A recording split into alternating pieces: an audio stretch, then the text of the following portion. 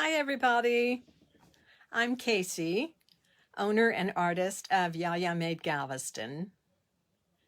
And today we're going to talk about storage in the studio again.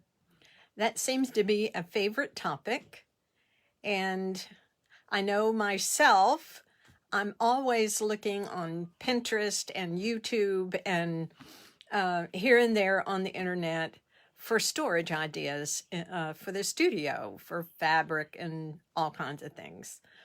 And I think that's pretty common because most of us who do so have a lot of stuff and we're always looking for a way to store it. And so I'm going to show you today how I handle storing the feet for my sewing machines. And the first one that I'm going to show you is I have my fancier sewing machine that also does embroidery. And it has the snap-on feet.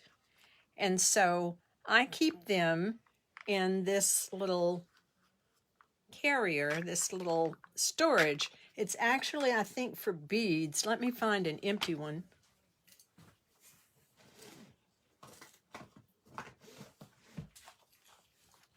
Here's one, and it's called a Craft Mates, and they come in different sizes. I like the bigger ones because I do use them for things like my sewing machine feet. And they have this little safety feature. You have to push this button in order to open up the container, and then it snaps, so if it gets jostled, it won't come flying open and you lose your beads or whatever you have stored in here. So I use mine for my sewing machine feet. And on the one for my fancier sewing machine, all my machines are Janome. And I have a Skyline 9, which is a sewing machine, and it'll do embroidery also. And so I have quite a few feet for that one. And I keep them in this. And I don't keep it, the lids down, because I keep it in the lap drawer of the table that machine is on. So they're secure. They're not going to fall out because they stay in that drawer. But I use the feet a lot. I switch feet a lot because I have the regular foot that I use for straight stitching. And then if I do some edge stitching, I use an edge stitch foot, or my stitch in the ditch foot and move the needle over. And then it has a gathering foot and all kinds of things. And so I keep them in this container in the lap drawer of the table that I have my Skyline on. And I know with Janome, when you get a foot, it comes in a container that has a plastic case, and then it has cardboard on the back, and then on the back of that cardboard it has instructions how to use that foot. So I don't keep the plastic part, but I do keep the backing of each one of the feet. So if I get stumped or I forget what foot it is, I can look through my instructions and it'll tell me what foot that is and how to use it. So keep your little backings if your particular brand does that, and clarification on the feet, what they do and how they work. Now on my cover stitch machine, I only have 2 feet. The one that came with it, and then a stitch in the ditch foot. And so since I only have 1 extra foot, I just simply keep it in the toolkit that came with it. Hi, Patricia. So that is the easiest solution. And of course, I keep the toolkit for each of my machines with that machine at that particular sewing station.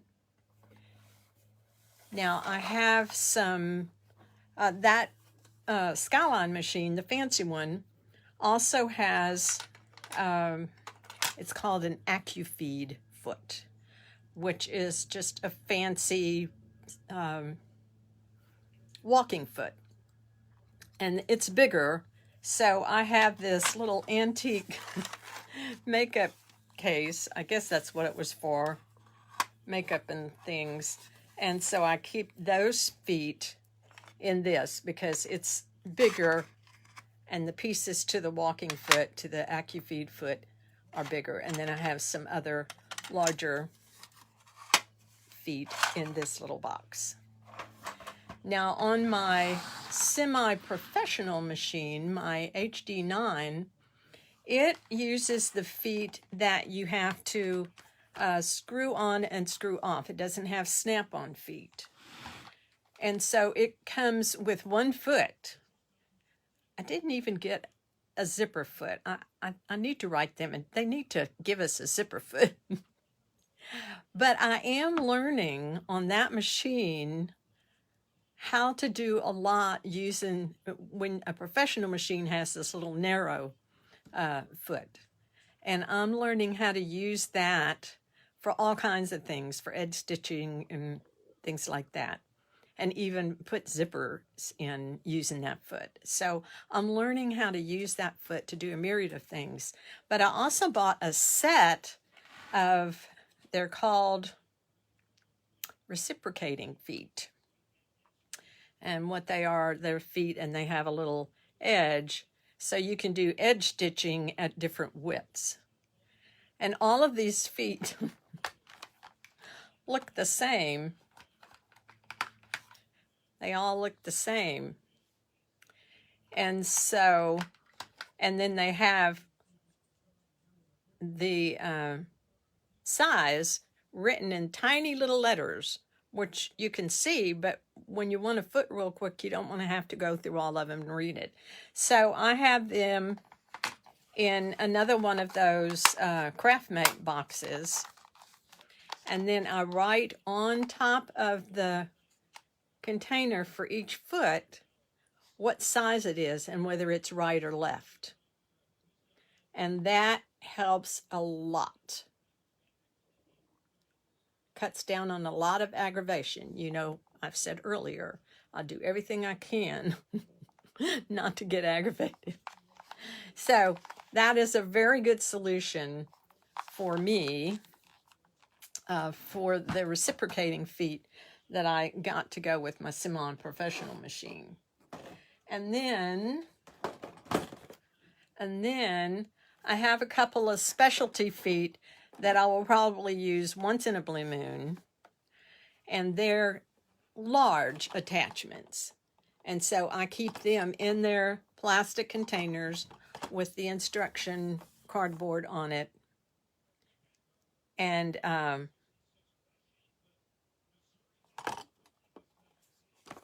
I keep them in the desk that that machine is sitting on. So that's how I store my feet for my sewing machines. And then this week, I did some more organization because I was doing, I was making a lot of those little zipper bags. And I was having to go through, I have a ton of zippers, and I'll show you why.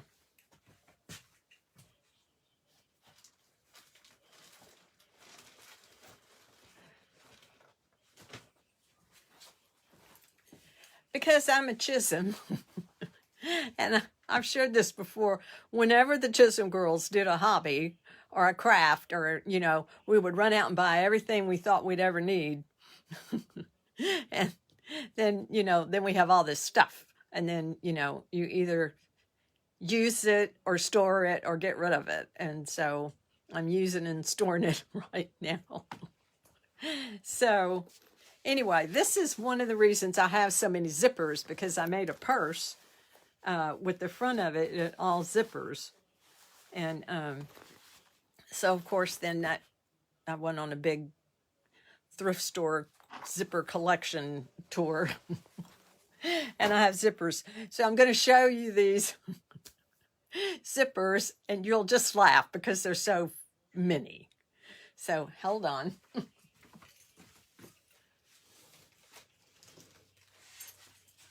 A lot of my storage is in these canvas bins. And they're so handy. You can get a lot in them, and they expand a little bit, so it gives you a little leeway. And then I have all my zippers in this. So if anybody needs any zippers, come see me before you go shopping. And so I have them in plastic bags according to size and type. So this are 7-inch nylon and poly zippers. And then I have